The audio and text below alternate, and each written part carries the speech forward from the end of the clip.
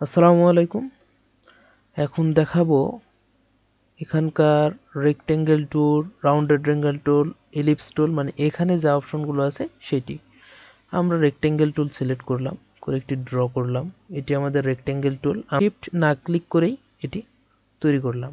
আমরা যদি shift click করে এটি তৈরি করি তাহলে এটা আমাদের পুরো স্কোয়ার একটি রেক্টেঙ্গেল হবে। এবং এখানে দেখুন একটি অপশন আছে যেটি ব্যান করার জন্য। এখানে যদি ক্লিক করে আমরা টান দিই তাহলে এটা আমাদের কি হয়ে গেল, ইলিপস। কিন্তু এটি তো ইলিপস না। আচ্ছা, যাই হোক, আমরা যদি এটাকে আবার আগের মতোই রাখতে চাই তাহলে এটা আমরা ক্লিক করে আবার বাইরের দিকে নিতে পারি।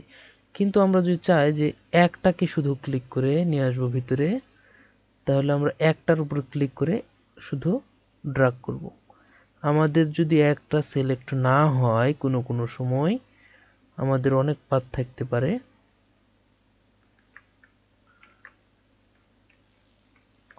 তাহলে আমরা ডাইরেক্ট সিলেকশন টুল ক্লিক করে একটার উপর ক্লিক করব এবং ড্রাগ করব। বাস, আমরা এভাবে অনেক শেপ তৈরি করতে পারি। তারপরে আমরা এখানে কি করব, রাউন্ডেড রেক্টেঙ্গেল টুল, এটিও আমরা শিফট শেপে ক্লিক করলে এটি স্কোয়ার হবে। এবং এখানে আছে কি এলিপস টুল, এটি শিফট ক্লিক করে ড্রাগ করলে এটি এক্সপেক্ট যে রেশিও সেই রেশিওতে হয়, এবং শিফট ক্লিক না করলে এটা ইচ্ছা মতো ব্যান করে তৈরি করা যায়। এবং এই রেক্টেঙ্গেল টুলের সিলেকশন মানে শর্টকাট হলো এম, এবং ইলিপসের শর্টকাট হলো এল। আমরা যদি এখানে এম ক্লিক করি অটোমেটিক এখানে রেক্টেঙ্গেল টুল সিলেক্ট হয়ে যায়, এবং এল ক্লিক করলে এখানে ইলিপস টুল সিলেক্ট হয়ে যায়। এটি শর্টকাট। এবং এখানে আছে পলিগন টুল, যেটি অনেক কাজে আসে। এটি হলো পলিগন টুল। এবং এই পলিগন টুলের মাথা কয়টি আছে? 6টি মাথা। কিন্তু এই মাথাকে আমরা বাড়াতে পারি কিভাবে?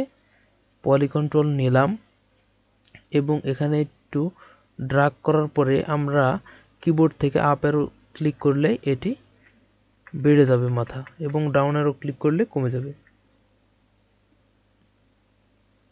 বাস, আমাদের মাথা কমাবার বেশি দেখানো হলো। তারপর স্টার টুল, স্টার টুলেরও একই অবস্থা। আমরা যদি শিফট ক্লিক করে করি তাহলে এক্সপেক্ট রেশিওতে হবে, এবং শিফট ছেড়ে দিলে সেটা যেদিকে সেদিকে ঘুরতে পারে।